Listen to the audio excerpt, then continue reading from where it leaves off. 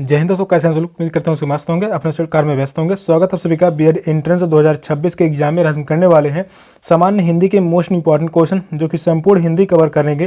Practice paper आज 1 है, top 25 question लिए गए हैं। चैनल पर जो भी नए हैं चैनल को सब्सक्राइब कर लीजिए। चलिए क्लास को स्टार्ट करते हैं और पहला क्वेश्चन है,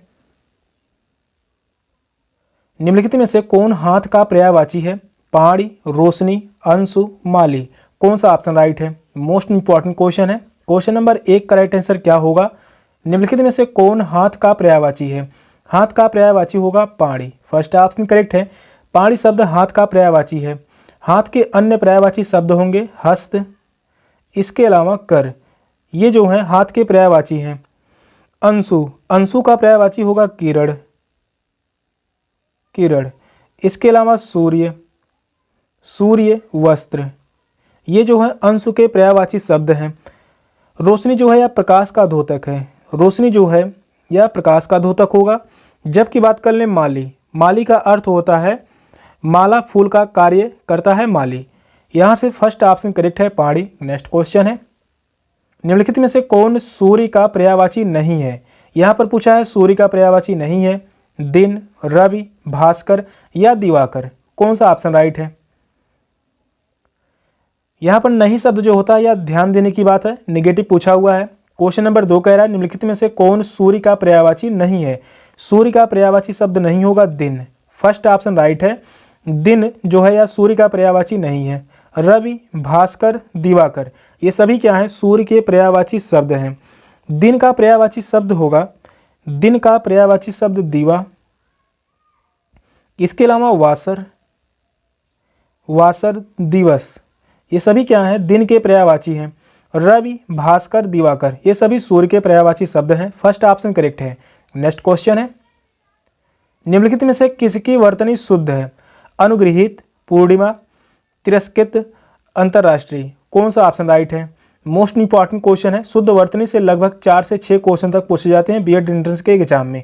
बीएड एंट्रेंस के एग्जाम में हिंदी से टोटल 50 क्वेश्चन पूछे जाते हैं और यहाँ से 45 से 48 क्वेश्चन तक एग्जाम में करके आएंगे, ये पूरी गारंटी है। क्वेश्चन नंबर 3 कह रहा है, निम्नलिखित में से किसकी वर्तनी शुद्ध है? तो वर्तनी की दृष्टि से कौन सा शब्द शुद्ध होगा? अनुगृहीत। फर्स्ट ऑप्शन करेक्ट है, अनुगृहीत। अनुगृहीत की वर्तनी शुद्ध है। पूर्णिमा गलत लिखा गया है। पूर्णिमा में छोटी ई की मात्रा होनी चाहिए। पूर्णिमा इस तरीके से लिखा जाता है, छोटी ई की मात्रा, पूर्णिमा। तिरस्कृत या भी अशुद्ध लिखा गया है, इसका शुद्ध रूप होगा तिरस्कृति, तिरस्कृति। अंतर्राष्ट्रीय यहाँ पर भी अशुद्ध लिखा गया है। अंतर्राष्ट्रीय का शुद्ध वर्तनी होगा अंतर्राष्ट्रीय, अंतर्राष्ट्रीय। फर्स्ट ऑप्शन करेक्ट है। नेक्स्ट क्वेश्चन है, वैदेही वनवास किसकी रचना है? अयोध्या सिंह उपाध्याय हरिओद, मैथिली शरण गुप्त, रामधारी सिंह दिनकर, बृंदालाल वर्मा। कौन सा ऑप्शन करेक्ट है?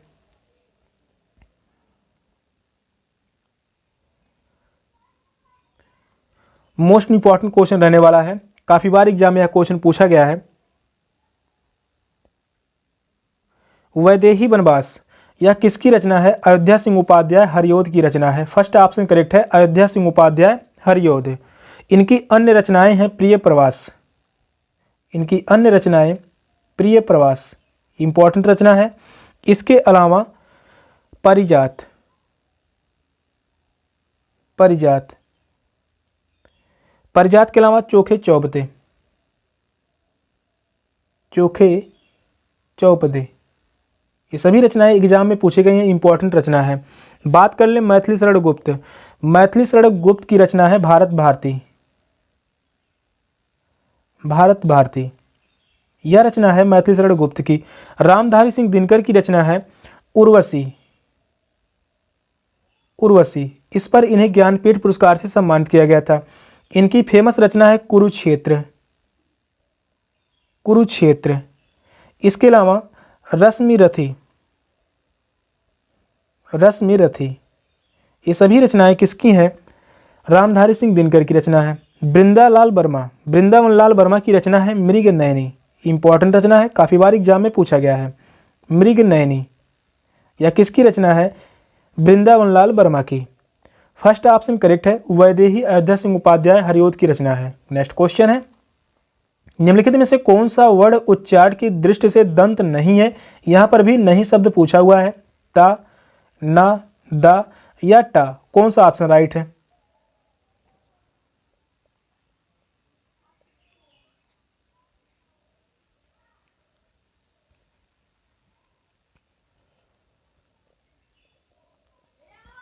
निम्नलिखित में से कौन सा वर्ण उच्चारण की दृष्टि से दंत नहीं है। तो दंत वर्ण कौन कौन से होते हैं, ता वर्ग का जितने भी वर्ण होंगे वे सभी दंत कहलाएंगे।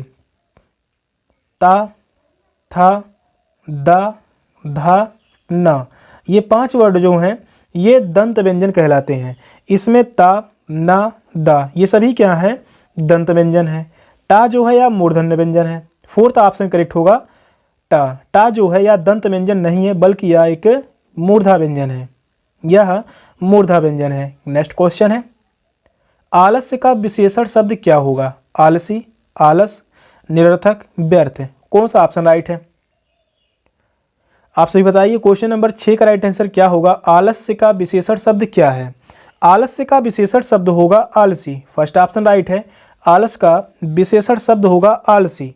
जो संज्ञा या सर्वनाम की विशेषता बताए उसे विशेषण कहते हैं तथा जिसकी विशेषता बताई जाए उसे विशेष्य कहा जाता है। आलस्य का विशेषण शब्द होगा आलसी। नेक्स्ट क्वेश्चन है, निम्नलिखित में कौन तत्सम शब्द है। आश्चर्य, हाथ, कंधा या आंसू, कौन सा ऑप्शन राइट है। क्वेश्चन यहाँ भी इंपॉर्टेंट है। तत्सम तत्वों से क्वेश्चन पूछे जाते हैं। यहाँ से 8 से 10 क्वेश्चन तक एग्जाम में पूछे गए हैं। इंपॉर्टेंट क्वेश्चन रहने वाला है। तत्सम शब्द है, आश्चर्य शब्द होगा तत्सम शब्द। फर्स्ट ऑप्शन करेक्ट है आश्चर्य। आश्चर्य शब्द का तद्भव शब्द होगा अचरज। अचरज, अचरज शब्द कैसा है, तद्भव शब्द है। हाथ, कंधा, आंसू ये सभी तद्भव शब्द हैं। हाथ का तत्सम शब्द होगा हस्त, कंधा का तत्सम शब्द होगा अस्कंध, आंसू का तत्सम शब्द होगा अश्रु। फर्स्ट ऑप्शन राइट है आश्चर्य। नेक्स्ट क्वेश्चन है, निम्नलिखित में कौन सा तद्भव शब्द है। पंख, परपटी, पीठिका, पाश्चाताप, कौन सा ऑप्शन राइट है।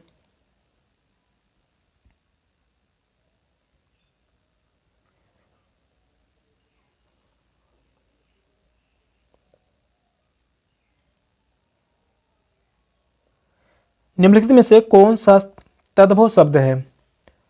तद्भव शब्द होगा पंख। पंख तद्भव शब्द है। फर्स्ट ऑप्शन करेक्ट है पंख। पंख तद्भव शब्द है जिसका तत्सम शब्द होगा पक्ष। इसका तत्सम शब्द होगा पक्ष। परपटी, पीठिका और पाश्चाताप ये सभी क्या है, तत्सम शब्द हैं। इनका तद्भव शब्द होगा, परपटी का तद्भव शब्द पपड़ी, पपड़ी। पीठिका का तद्भव शब्द होगा पीढ़ी, पीढ़ी। पाश्चाताप का तद्भव शब्द होगा पछतावा, पछतावा। फर्स्ट ऑप्शन राइट है। नेक्स्ट क्वेश्चन है, पय का समानार्थी शब्द निम्नलिखित में से कौन है। दूध, सुधा, अमीय, काल, कौन सा ऑप्शन राइट है।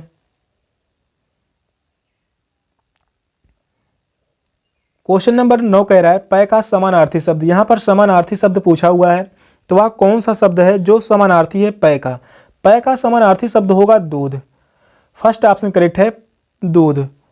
दूध पय का समानार्थी शब्द है। अमीय जो है यह सुधा का पय समानार्थी शब्द है। अमीय जो होगा यह सुधा का समानार्थी शब्द है।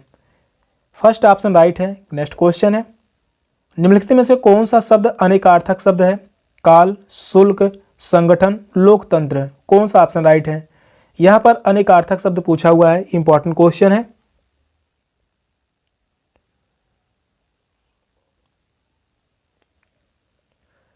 जो भी क्वेश्चन करवाए जा रहे हैं हर एक क्वेश्चन बीएड एंट्रेंस के एग्जाम के लिए मोस्ट इंपॉर्टेंट क्वेश्चन रहने वाला है। 2026 में हिंदी में यहां पर 50 में 50 क्वेश्चन तक करके आएंगे। कौन सा शब्द अनेकार्थक शब्द है। यहां पर काल शब्द जो दिया गया है यह अनेकार्थक शब्द है। काल का अनेकार्थक शब्द होता है समय। इसका अनेकार्थक शब्द होगा समय। इसके अलावा मृत्यु, मृत्यु यमराज, यमराज। अकाल, अकाल, अवसर। ये सभी क्या होंगे? काल के अनेकार्थक शब्द। शुल्क, संगठन, लोकतंत्र, ये तीनों ही शब्द अनेकार्थक शब्द नहीं है। फर्स्ट ऑप्शन करेक्ट है। नेक्स्ट क्वेश्चन है, होनहार वीरवान के होत चिकने पात का अर्थ निम्नलिखित में से कौन है? होनहार के लक्षण उनके विकास की प्रथम अवस्था से ही दिखने लगते हैं। होनहार वीरवान होते हैं। होनहार चिकने पत्ते होते हैं। अच्छे बच्चों के लक्षण उनके माता पिता से मिलते हैं। कौन सा ऑप्शन करेक्ट है?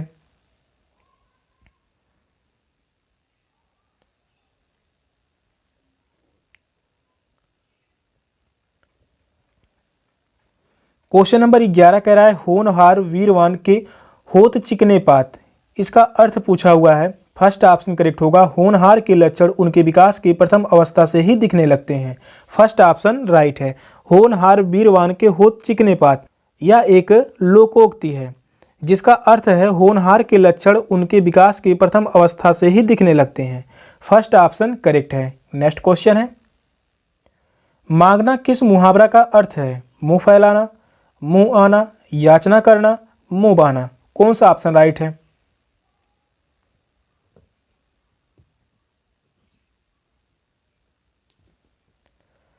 मांगना किस मुहावरा का अर्थ है? मांगना का मुहावरा जो होगा मुंह फैलाना। फर्स्ट ऑप्शन करेक्ट है, मुंह फैलाना। नेक्स्ट क्वेश्चन है, निम्नलिखित में से कौन सा शुद्ध वाक्य है? माँ बच्चे को दूध पिला रही है। राधा उपवन में नाच कर रही है। कृष्ण वृंदावन में बंसी बजा रहे हैं। वृंदावन तपोभूमि है। कौन सा ऑप्शन करेक्ट है?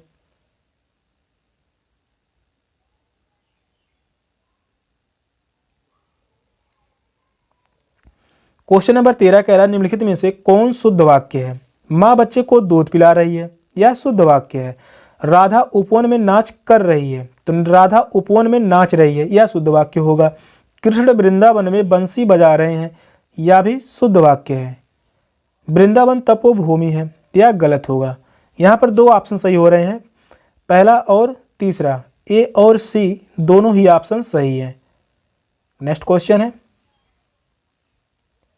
निम्नलिखित में से कौन शुद्ध वाक्य है? वे पास हैं और ये दूर। वह खिड़की से बराबर देख ताक रहा है। वह आया पर गया नहीं। मथुरा तीनों लोकों से न्यारी है। कौन सा ऑप्शन करेक्ट है?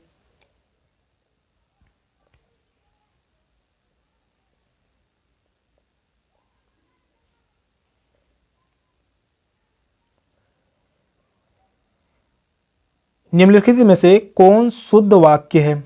कौन शुद्ध वाक्य है? वे पास हैं और ये दूर, यह जो है शुद्ध वाक्य है। फर्स्ट ऑप्शन करेक्ट होगा। वे पास हैं और ये दूर। वह खिड़की से बराबर देख ताक रहा है, यहाँ पर जो है देख ताक शब्द होगा, गलत होगा। वह खिड़की से बराबर देख रहा है। वह आया पर गया नहीं। वह आया पर गया नहीं, यहाँ पर शब्द जो होगा गलत होगा। यहाँ पर होना चाहिए फिर। वह आया फिर गया नहीं। मथुरा तीनों लोकों से न्यारी। न्यारी शब्द जो है यह व्याकरण की दृष्टि से गलत लिखा गया है। व्याकरण की दृष्टि से यहाँ पर शुद्ध वर्तनी जो होगा न्यारी, बड़ी ई की मात्रा। फर्स्ट ऑप्शन करेक्ट है। नेक्स्ट क्वेश्चन है, दही बड़ा में कौन सा समास है? द्वंद्व समास, द्विगु समास, बहुव्रीहि समास, तत्पुरुष समास। कौन सा ऑप्शन राइट है?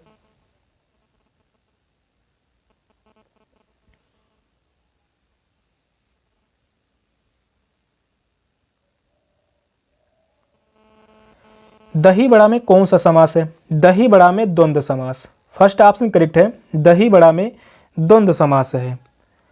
दही बड़ा में द्वंद्व समास है जिसके दोनों पद प्रधान हो तथा दोनों संज्ञाएं अथवा विशेषण हो, वहां द्वंद्व समास होता है। इसका विग्रह करने के लिए दो पदों के बीच और अथवा या जैसा योजक अव्यय का प्रयोग होता है।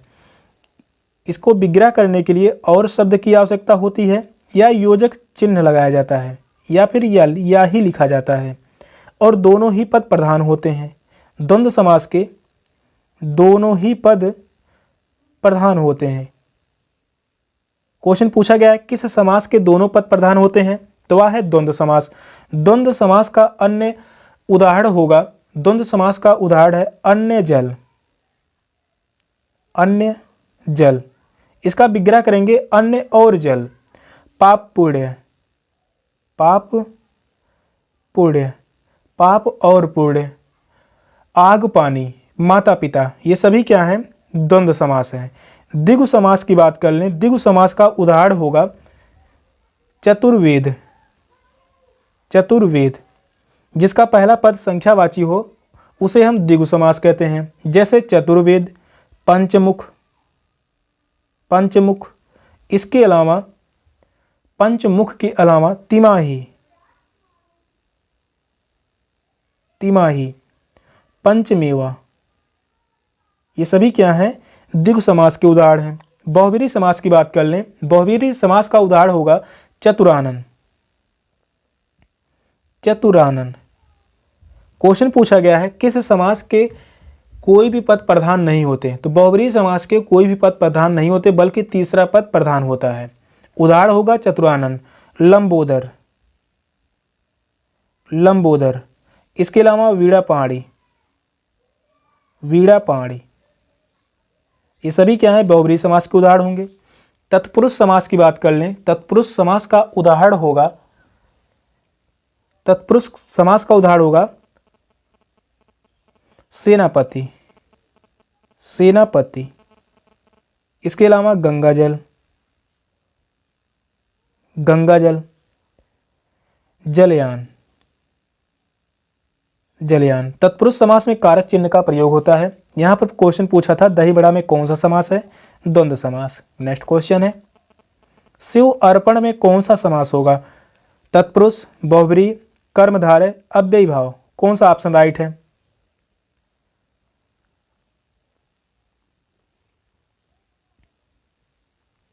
क्वेश्चन यहां भी इंपॉर्टेंट है।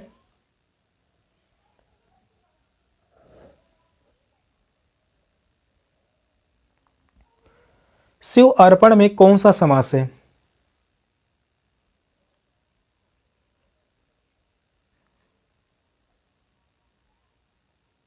शिव अर्पण में यहां पर जो होगा तत्पुरुष समास। फर्स्ट ऑप्शन करेक्ट है, तत्पुरुष समास। इस क्वेश्चन का आंसर है ऑप्शन ए। जिस समास का उत्तर अर्थात अंतिम पद प्रधान हो उसे तत्पुरुष समास कहते हैं। जैसे शिव अर्पण अर्थात शिव के लिए अर्पण, इसमें कारक चिन्ह का प्रयोग हो रहा है, इसलिए यह तत्पुरुष समास कहलाएगा। तत्पुरुष समास के उदाहरण अभी बताया गया सेनापति, इसके अलावा गंगाजल, जलयान। बात कर लें बहुब्रीहि समास। बहुब्रीहि समास का उदाहरण होगा, बहुब्रीहि समास का उदाहरण होगा नीलांबर, नीलांबर, इसके अलावा लंबोदर, लंबोदर। ये सभी उदाहरण आप सभी को याद करने की आवश्यकता नहीं है, हर एक उदाहरण बार बार बताया जाएगा और बार बार बताने के कारण आप सभी को याद हो जाएंगे, याद करने की जरूरत नहीं है। इसके अलावा चतुरानन, ये सभी क्या हैं? बहुब्रीहि समास के उदाहरण होंगे। कर्मधारय समास की बात कर लें, कर्मधारय समास का उदाहरण होगा नीलकमल, नीलकमल, नीलकमल, चरण कमल, चरण कमल, इसके अलावा महावीर, महावीर, ये सभी क्या है? कर्मधारय समास के उदाहरण हैं। अव्ययी भाव समास का उदाहरण होगा आजन्म, आजन्म, जिसका पहला पद अव्यय हो, जिसका खंडन ना किया जा सके, आजन्म। भरपेट, भरपेट, इसके अलावा यथाशीघ्र, एग्जाम में पूछा गया है, यथाशीघ्र, या जो होगा अव्ययी भाव समास। फर्स्ट ऑप्शन करेक्ट है। नेक्स्ट क्वेश्चन है करुण रस का एक वाक्य है, राम के प्रति दशरथ का विलाप, सीता का वनवास, राधा का कृष्ण से मिलन, लड़ाई की भेरी घोष, कौन सा ऑप्शन राइट है?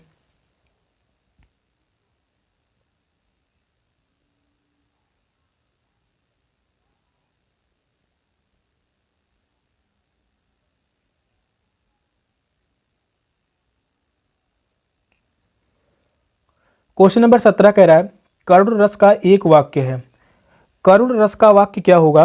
राम के प्रति दशरथ का विलाप, यहाँ पर जो है करुण रस है। फर्स्ट ऑप्शन करेक्ट है, करुण रस। करुण रस का अस्थायी भाव होता है शोक, करुण रस का स्थायी भाव होता है शोक।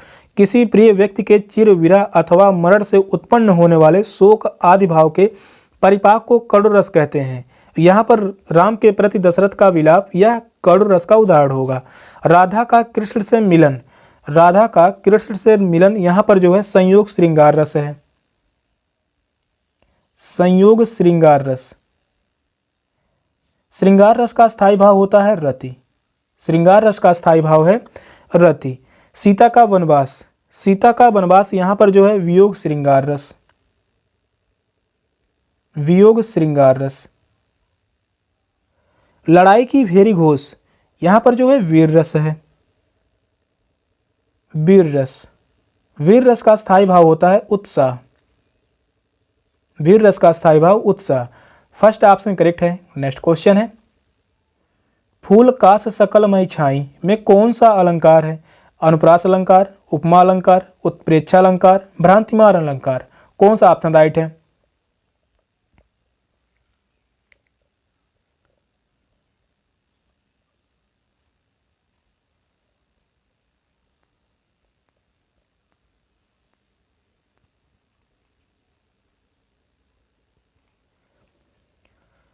फूले काश सकल मई छाई में कौन सा अलंकार होगा? यहां पर जो है उत्प्रेक्षा अलंकार। थर्ड ऑप्शन करेक्ट है, उत्प्रेक्षा अलंकार। जहां उपमेय में उपमान की संभावना की जाए वहां उत्प्रेक्षा अलंकार होता है। थर्ड ऑप्शन करेक्ट है। नेक्स्ट क्वेश्चन है, जब पंक्ति में एक ही शब्द की आवृत्ति हो किंतु अर्थ अलग अलग होते हों तो वहां कौन सा अलंकार होगा? यमक अलंकार, अनुप्रास अलंकार, श्लेष अलंकार या उपमा अलंकार। कौन सा ऑप्शन राइट है?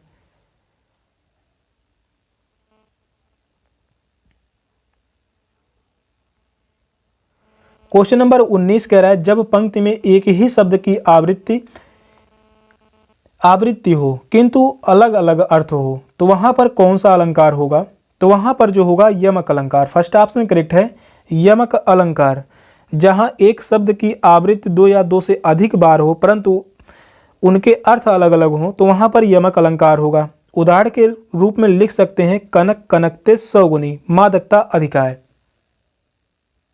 कनक कनक ते सौगुनी, सौगुनी मादकता अधिकाय, मादकता अधिकाय। यहां पर एक कनक का शब्द होगा सोना और दूसरे कनक का अर्थ होगा धतूरा, धतूरा। शब्द एक ही है, अर्थ अलग अलग हैं, तो यहां पर यमक अलंकार होगा। नेक्स्ट क्वेश्चन है, दोहा और चौपाई में कौन से छंद हैं? मात्रिक, सोरठा, बसंत तिनका, हर गीत का। कौन सा ऑप्शन करेक्ट है?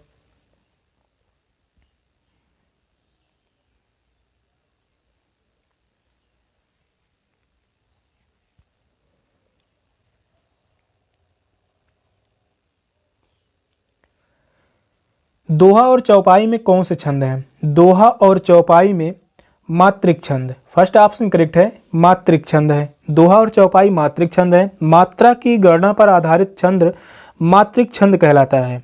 दोहा के प्रथम और तीसरे चरण में, दोहा के प्रथम और तीसरे चरण में 13-13 मात्राएं होती हैं। प्रथम और तीसरे चरण में 13-13 मात्राएं। दूसरे और चौथे चरण में, दूसरे और चौथे चरण में 11-11 मात्राएं होती हैं। पहले और तीसरे चरण में 13-13 मात्राएं, दूसरे और चौथे चरण में 11-11 मात्राएं होती हैं। चौपाई की बात कर लें, चौपाई में 4 चरण होते हैं। चौपाई में 4 चरण होते हैं जिसमें 16-16 मात्राएं होती हैं। यह एग्जाम में पूछा गया है, इंपॉर्टेंट क्वेश्चन है। फर्स्ट ऑप्शन राइट है। नेक्स्ट क्वेश्चन है, निम्नलिखित में से किसमें उपसर्ग नहीं है? यहां पर भी पूछा हुआ है, उपसर्ग नहीं है। सुखी, उपकरण, अपकार, उपकार। कौन सा ऑप्शन करेक्ट है?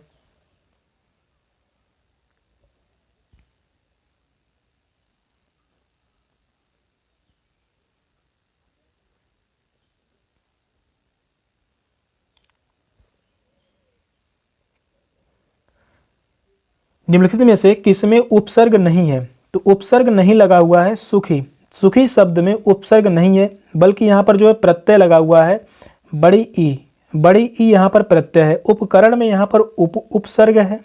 अपकार में अप उपसर्ग लगा हुआ है। उपकार में यहाँ पर भी उपसर्ग है। फर्स्ट ऑप्शन करेक्ट है। नेक्स्ट क्वेश्चन है, अध्यापिका में कौन सा प्रत्यय होगा? इका, अका, आ, अधि। कौन सा ऑप्शन राइट है?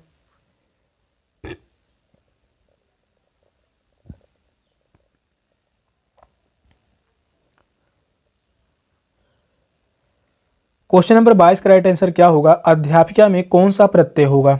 अध्यापिका में यहाँ पर ई का प्रत्यय है। फर्स्ट ऑप्शन राइट है, ई का प्रत्यय। अध्यापिका में ई का प्रत्यय प्रयुक्त हुआ है। ई का प्रत्यय से बनने वाले शब्द होंगे गायिका, गायिका। इसके अलावा गायिका, नायिका, ये शब्द जो हैं ई का प्रत्यय से बनने वाले शब्द हैं। फर्स्ट ऑप्शन राइट है। नेक्स्ट क्वेश्चन है, निम्नलिखित में से कौन सा पुल्लिंग शब्द है? रोटी, कोयल की बोली, गीत या कविता? कौन सा ऑप्शन करेक्ट है? यह क्वेश्चन 2018 में, इसके बाद यही क्वेश्चन 2024 में पूछा गया है। इंपॉर्टेंट क्वेश्चन रहने वाला है। निम्नलिखित में से कौन सा पुल्लिंग शब्द है? पुल्लिंग शब्द पूछा हुआ है। गीत शब्द जो होगा पुल्लिंग शब्द है। थर्ड ऑप्शन करेक्ट है, गीत। गीत शब्द पुल्लिंग शब्द है। यहाँ पर जो विकल्पों में दिया गया है, गीत शब्द पुल्लिंग शब्द है। गीत यानी ता प्रत्यांश संज्ञा और ता प्रत्यांश संज्ञाएं पुल्लिंग होती हैं। थर्ड ऑप्शन करेक्ट है। नेक्स्ट क्वेश्चन है, निम्नलिखित में से कौन सी रचना मुंशी प्रेमचंद की है? रंगभूमि, प्रिय प्रवास, अंधेर नगरी, जूही की कली? कौन सा ऑप्शन करेक्ट है? मोस्ट इंपॉर्टेंट क्वेश्चन रहने वाला है। यह क्वेश्चन बार बार एग्जाम में पूछा गया है और यहाँ से हर एक रचना इंपॉर्टेंट रहने वाली है।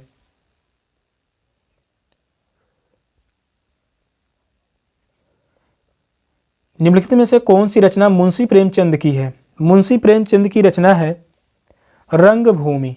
फर्स्ट ऑप्शन करेक्ट है, रंगभूमि। रंगभूमि मुंशी प्रेमचंद की रचना है। प्रिय प्रवास, प्रिय प्रवास रचना है अयोध्या सिंह उपाध्याय हरिऔध की। हरिऔध। प्रिय प्रवास किसकी रचना है? अयोध्या सिंह उपाध्याय हरिऔध की रचना है। जूही की कली, जूही की कली यह रचना है सूर्यकांत त्रिपाठी निराला की। सूर्यकांत त्रिपाठी निराला की रचना है जूही की कली। अंधेर नगरी, अंधेर नगरी रचना है यह भारतेंदु हरिश्चंद्र की। भारतेंदु हरिश्चंद्र की रचना है। फर्स्ट ऑप्शन करेक्ट है, रंगभूमि मुंशी प्रेमचंद की रचना है। नेक्स्ट क्वेश्चन है, सुरेंद्र में कौन सी संधि है? यड़ संधि, गुण संधि, वृद्ध संधि या अयाधि संधि? कौन सा ऑप्शन करेक्ट है?